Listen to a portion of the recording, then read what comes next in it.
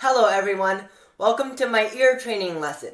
This is lessons 14.3 and 14.4, Harmonic Dictation. In today's lesson, I'm going to show you how to write a short chord progression that you hear. In a harmonic dictation problem, a chord progression in 4 voices will be played on the piano 4 times. The progression usually contains 9 chords. The soprano and bass notes for the first chord, the meter, and the key of the progression will be given. You have to notate the correct pitches for the soprano and bass voices and write the correct Roman numeral analysis for each of the chords. You do not need to notate the alto and tenor voices.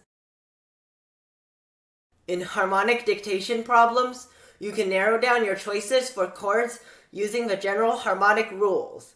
The chord progressions will always follow the standard rules that we learned in chapters 10 and 11 about harmony. All problems will end in a cadence, meaning that the last chord has to be 1, 5, or 6. Chords will generally move in an order of tonic, subdominant, dominant, tonic, or tonic, dominant, tonic. Voice leading rules will be followed, such as avoiding parallel fifths and octaves. Only diatonic chords and occasionally secondary dominants will be used. There will be no augmented sixth chords, Neapolitan chords, or non-chord tones. Remember that the chord progression will be played 4 times. During the first playing, focus on notating the bass line like in a melodic dictation problem and ignore the other voices. During the second playing, focus on notating the soprano line like in a melodic dictation problem and ignore the other voices. During the pause between playing 2 and playing 3, use the bass line you have to determine the possible choices for what chords, chord patterns, or cadences are implied. You can further narrow down your choices by eliminating any chords that your soprano doesn't belong in. On the next 4 slides, tables for what chords, chord patterns, or cadences certain bass line patterns commonly imply will be given. Listen for the quality of the chords to choose the correct chord wherever you may still have a choice between 2 chords during the third playing. Finally, listen for anything you missed and check your work during the last playing. Here is a table with the possible chords that each scale degree in the bass can imply.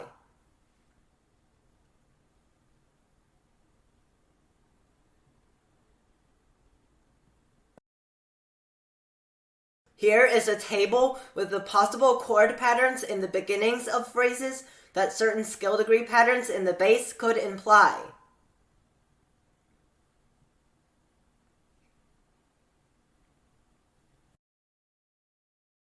Here is a table with the possible chord patterns in the middle of phrases that certain scale degree patterns in the bass could imply.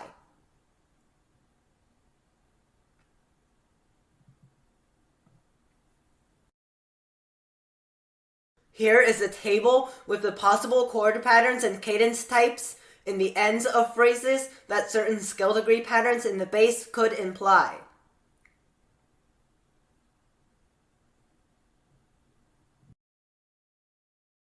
Practice is the most important part of ear training. You need to memorize the tables given on the previous slides and use the tips given to fluently write a chord progression that is played, and the best way is by practicing. Let's try it on the next slide. Write the soprano and bass voices of the chord progression played. Pause the video if you need more time between each playing.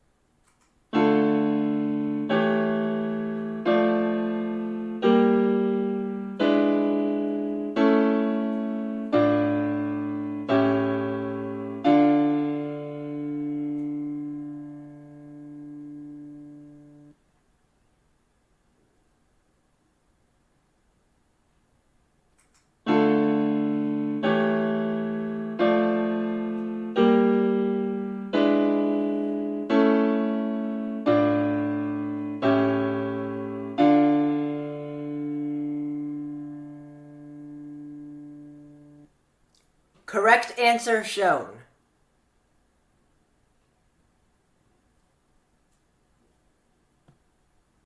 Write the soprano and bass voices of the chord progression played. Pause the video if you need more time between each playing.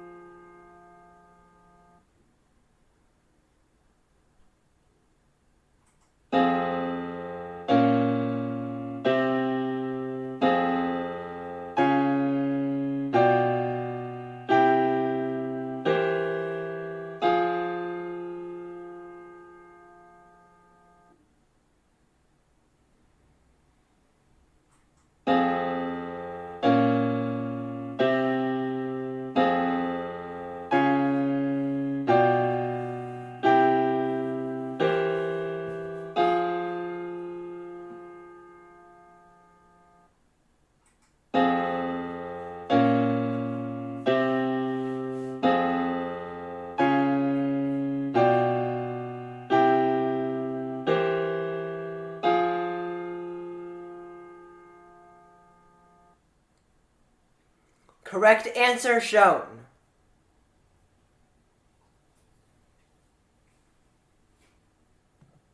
Write the soprano and bass voices of the chord progression played. Pause the video if you need more time between each playing.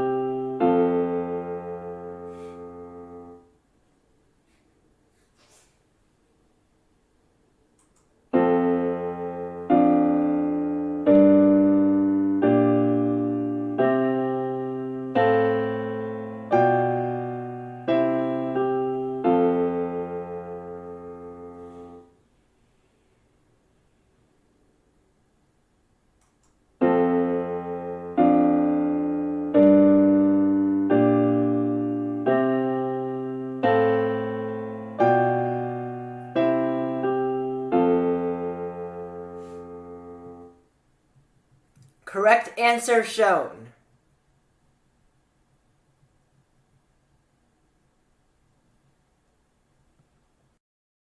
Conclusion.